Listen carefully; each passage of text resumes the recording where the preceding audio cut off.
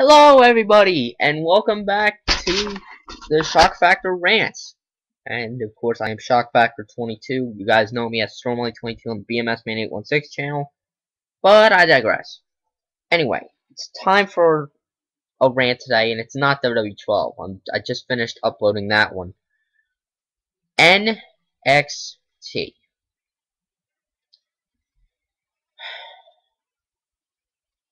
Need I say more? NXT. I mean, we've gone through 5 seasons. Well, we're still on the 5th, and it's been, I believe it's been 2 years. Give it to Titus O'Neil already so we can end this and go to the next frickin' show, to the next bloody NXT. Even though it's only on WWE.com because nobody would watch it because it was so boring. That was like WWE's version of ECW. On Tuesday night, you want to know what I do? I go to YouTube, I type in ECW on TNA, and I watch that. I don't watch NXT because it bores the hell out of me. It's the definition of boring. It really is. Just watch one episode. It's not wrestling. What is the point? I mean, think about it. They have, let's see, they have a beer keg carry. They had an event for the Divas where Hornswoggle sat in the cart and they just pushed him around the ring. Big fucking whoop. It's ridiculous. And then, oh, they're the next breakout star. What the fuck has happened? Think about it. Okay, Wade Barrett. The farthest he's gone is the Intercontinental Championship and a couple matches with Orton for the WWE title. That's not a breakout star. That's a way of picking him into a jobber spot that you had to fill because MVP left. Caval. Actually, wait, no. Not MVP. Matt Hardy. And then the whole Nexus thing, that was dead within a month, and then that was dead within halfway through the year. And then the core, which barely got off the ground. Then we have Caval, or Senshi, or Low-Key, as TNA fans call him. What happened there? He won NXT, and was given an Intercontinental title shot, and lost. Got another match, and lost. And gone. That's it. And then, I believe it was either Caitlyn or AJ who won NXT Season 3. Now, I don't have a problem with either of these girls, because they are good entertainers. But when I think of a next breakout star, I think of somebody actually getting a push to a world title. I mean, I know the Intercontinental Championship is a prestigious prize, but other than that, it's pointless. And then when you have AJ and Caitlyn, whoever those, I can't remember who it was that won NXT Season 3 because I didn't watch it because I got fucking annoyed with it. We had, you know, what's his name? We had those two are basically feuding with the Divas of Doom, Natalya and Beth Phoenix. And they ain't going nowhere as usual because they're being forced to be jobbers on Superstars, which is another pointless show. And then we have this season. We have Titus O'Neil. Now I like Titus. I gotta admit, he can talk, he can wrestle, and he's a great entertainer. Yet we've had this competition going on for, I believe it's been a year and a half. Just give Titus the win. Let him win NXT because he is obviously the fan favorite. And he's been the one who's been at the top of the fucking boards for 3 months. And you still have not finished yet. God almighty, it's fucking annoying, I swear to God. It's ridiculous, I swear. I watch NXT. When I see Titus O'Neil, I smile. When I see any fucking stupid thing that they put him in, I fucking cringe. That's how much I fucking hate NXT. It's a ridiculous show. It's a pointless ripoff of Tough Enough. However, Tough Enough had to do with wrestling. You had to run the ropes. You had to sell the moves. You need to know how to jump off the top rope. You needed to know how to wrestle. They brought famous names in to help. What is NXT? Oh, carry a beer keg around the ring. Carry the steel steps around the ring. Oh my God, you gotta run up the ramp and run back. You gotta run up the ramp, grab a flag, and run back down and blow a fucking air horn. Wow. Wow. What a great fucking idea for a show that was supposed to replace ECW. And that's another thing. I promised that I'd do an ECW rant, so I'm doing that right now because I'm done with NXT. I'm done talking about it. Now, because I said back in my TNA rant that I would talk about ECW.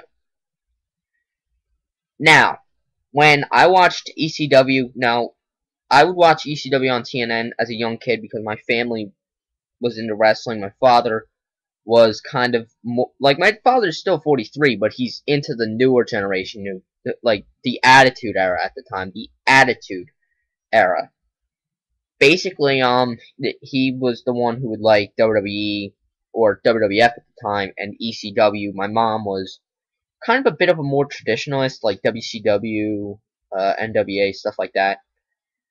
I would watch ECW, and I liked it. It was a different approach to wrestling. I mean, yeah, sure, it got a little risque near the end, but then again, and again, Paul Heyman is a fucking genius. I swear. If I had a hat right now, I'd tip it to him because he's a great mind. He knows how to wrestle. That's why Vince never bothered to bring WCW back, because it was shit because of a specific person I fucking ranted about, Mr. Vince fucking Russo, as usual, because he fucked up everything, because he fucks up everything. Oh, and yeah, I'll give you a little bit of respect for bringing in DX. Yeah, I like DX, but here's the thing. I like DX, but they basically exposed the wrestling business. Especially that moment with the MSG incident. You know, Razor Ramon and Scott Hall had a match, or no, I think it was Kevin Nash and Triple H, I think. Kevin Nash was a good guy, Triple H was a bad guy. Shawn and Scott Hall came out. Shawn was, I believe, was a good guy, and Razor was a bad guy. All four of them hugged in the ring. And everybody's thinking, what the fuck's going on? And again, you know, with the fucking stupid shit, you know, that you've done with TNA, Vince, it's fucking ridiculous. You know, if Jim Cornette doesn't carry out his dream of whizzing on your fucking head, so I'll fucking do it for him. Just, you annoy me so much, Vince. But, you know, I'm done talking about you, I'm back to ECW. ECW was hardcore, and that was the point of ECW. It was to be different. Paul Heyman bought it from Todd Gordon, who at the time was the owner of NWA ECW. That was when it was Eastern Championship Wrestling. That's where it would go all from along the East Coast. And, you know, people would wrestle traditional matches. Paul Heyman bought the ECW name from Todd Gordon. And look what happened. It became a cult factor. You had Tommy Dreamer, Shane Douglas, Taz, RVD, Jerry Lynn, you know, the Gangsters, you know, New Jack and Mustafa, Axel Rotten, Balls Mahoney. You had a bunch of great talent. And yet, sure, it was blood, it was tables, ladders, fire, thumbtacks, staple guns in case of New Jack. But think about what these guys were going through all the time. They took a beating every night for our entertainment. And that's why I give them more respect, because they would literally beat each other senseless. New Jack can't see anything out of his right eye anymore. during the whole Danbury Fall, where him and I can't remember who it was. Basically, they had thrown each other off a scaffold, and New Jack landed first, and the other guy fell, and his head, the back of the guy's head, hit New Jack right in the face, and he can't. He still, like, he has trouble feeling sometimes. His right eye, he can't see anything out of his right eye. But, and again, when I mean, I know that a lot of people think, oh, ECW's, it's shit, it's just blood, tables, ladders, fire, thumbtacks. Well, yeah, somewhat, but then again, when you think about it, that was the point, because fans in Philadelphia and New York, we're fucking nuts, okay? I will admit that. We are fucking nuts when it comes to wrestling. That's why we were chanting ECW when Raw came to Philadelphia. Because ECW was what made Philadelphia famous. Made it notorious for its violence, for its violent fans.